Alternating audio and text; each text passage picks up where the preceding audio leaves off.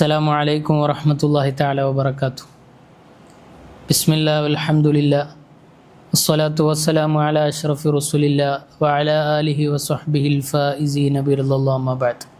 ഏറെ പ്രിയപ്പെട്ട അഹ്ലുസുന്നത്തി വൽ ജമാഅത്തിൻ്റെ ആശയാദർശങ്ങൾ വിശദമായി അറിയാനും പഠിക്കാനും കടന്നു വന്ന സുന്നത്ത് ജമാഅത്ത് ആദർശ കോഴ്സിലെ പഠിതാക്കളെ, കഴിഞ്ഞ ഏതാനും ദിവസങ്ങളിലായി നാം നിരന്തരം ചർച്ച ചെയ്തുകൊണ്ടിരുന്നത് മഹാന്മാരോട് സഹായാഭ്യർത്ഥന നടത്തുന്ന ഇസ്തിഗാസയുമായി ബന്ധപ്പെട്ടാണ്. മുത്തുനബി സല്ലല്ലാഹു അലൈഹി വസല്ലമ തങ്ങളുടെ സ്വഹാബത്ത് മുതൽ അവിടുന്ന് ഇങ്ങോട്ട് നമ്മുടെ കേരളത്തിൽ ജീവിച്ച, നമുക്ക് അറിവ് പകർന്നു തന്ന മഹാന്മാർ വരെയുള്ള ലോകത്ത് ജീവിച്ച് മരണപ്പെട്ടു പോയ സർവ മഹത്തുക്കളുടെയും അവരുടെ ജീവിതത്തിൽ അവരെന്താണ് ഇസ്തിഗാസയുമായി ബന്ധപ്പെട്ട് നിലപാടെടുത്തതെന്നും എന്നല്ല, അവരെല്ലാം അവരുടെ ജീവിതത്തിൽ ഇസ്തിഗാസ ചെയ്തവരും മുത്തുനബി സല്ലല്ലാഹു അലൈഹി വസല്ലമ തങ്ങളടക്കമുള്ള മഹാന്മാരോട് സഹായം അഭ്യർത്ഥിച്ച് വ്യത്യസ്തമായ ഘട്ടങ്ങളിൽ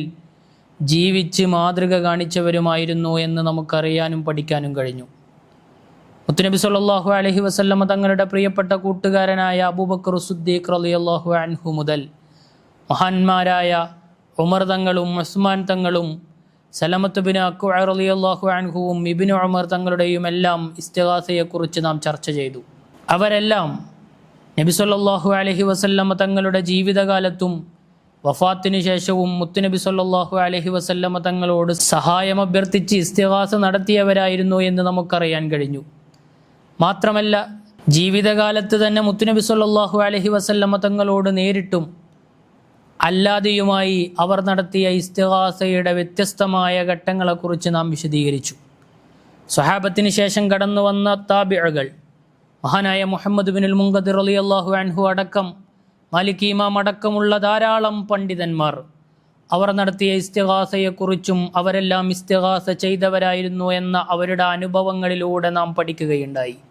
അതിനുശേഷം വന്ന ഹദീസിൻ്റെ പണ്ഡിതന്മാർ, ഫുഖഹാക്കളിൽ പ്രമുഖരായ മഹാനായ അബൂ ഹനീഫ ഇമാം, മഹാനായ അഹ്മദ് ബിൻ ഹംബൽ റളിയല്ലാഹു അൻഹു, ഷാഫിഈ ഇമാം അടക്കമുള്ള, നവവി ഇമാം അടക്കമുള്ള ലോകത്ത് ജീവിച്ച് മരണപ്പെട്ടു പോയ സർവ്വ പണ്ഡിതന്മാരും സർവ്വ മുഹദ്ദിസുകളും സർവ്വ ഫുഖഹാക്കളും സർവ്വ ഔലിയാക്കളും സർവ്വ അഖ്താബീങ്ങളും, മഹാനായ ഷേഖ് ജീലാനി റളിയല്ലാഹു അൻഹു അടക്കമുള്ള ഷേഖ് റിഫാഇ അടക്കമുള്ള സൂഫിയാക്കളും അഖ്താബീങ്ങളും എല്ലാവരും ഇസ്തിഗാസ നടത്തിയിരുന്നു എന്നല്ല, കേരളത്തിലേക്ക് പരിശുദ്ധമായ ഇസ്ലാമിനെ നമുക്ക് പഠിപ്പിച്ചു പകർന്നു തന്ന നമ്മുടെ പൂർവികരായ മഹാന്മാരായ മഖ്ദൂമുമാർ, ഉമർ ഖാളി റളിയല്ലാഹു അൻഹു, മമ്പറം തങ്ങൾ അടക്കമുള്ള നമ്മുടെ കേരളത്തിലെ പണ്ഡിത മഹത്തുക്കൾ, ഇവരെല്ലാവരും ഇസ്തിഗാസ ചെയ്തവരായിരുന്നു എന്ന് നമുക്കറിയാനും പഠിക്കാനും കഴിഞ്ഞു. പ്രിയപ്പെട്ട ശ്രോതാക്കളോട് എനിക്ക് ചോദിക്കാനുള്ളത്, ഇനി നമുക്ക് ഇസ്തിഗാസയുമായി ബന്ധപ്പെട്ട് മറ്റെന്തെങ്കിലും ഒരു സംശയം ഉണ്ടാവേണ്ടതുണ്ടോ?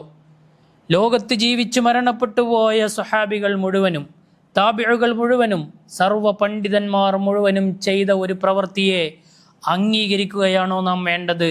അതല്ല, പിൽക്കാലത്ത് കടന്നു വന്ന ഇബ്നു തൈമിയ്യയ്ക്ക് ശേഷം കടന്നു വന്ന ഏതാനും ചില ആളുകൾ ഉയർത്തിക്കൊണ്ടുവന്ന ഇസ്തിഗാസ വിരുദ്ധവാദത്തെ അനുകൂലിക്കുകയാണോ നാം ചെയ്യേണ്ടത് എന്ന് നാം ആലോചിക്കേണ്ടതുണ്ട്. ഒരയഥാർത്ഥ മുസ്ലിമിനെ സംബന്ധിച്ചിടത്തോളം, അഹ്ലുസുന്നത്തി വൽ ജമാഅത്തിൻ്റെ യഥാർത്ഥ ആശയങ്ങളെ പിൻപറ്റുന്ന ഒരാളെ സംബന്ധിച്ചിടത്തോളം ഈ വിഷയത്തിൽ ഇനി സംശയത്തിന് ഒരിടവുമില്ല. അതുകൊണ്ട് പ്രിയപ്പെട്ട പഠിതാക്കളോട് പറയാനുള്ളത്, നമുക്ക് യഥാർത്ഥമായ മഹാന്മാരുടെ പാത പിന്തുടർന്നുകൊണ്ട് ജീവിക്കാനും യഥാർത്ഥ അഹ്ലുസുന്നത്തി വൽ ജമാഅത്തിൻ്റെ ആളുകളായി മാറാനും നമുക്ക് കഴിയേണ്ടതുണ്ട്.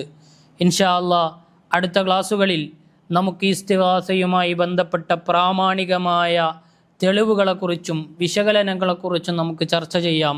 അല്ലാഹു സുബ്ഹാനഹു വ തആല അനുഗ്രഹിക്കുമാറാവട്ടെ. ആമീൻ. അസ്സലാമു അലൈക്കും വറഹ്മത്തുള്ളാഹി.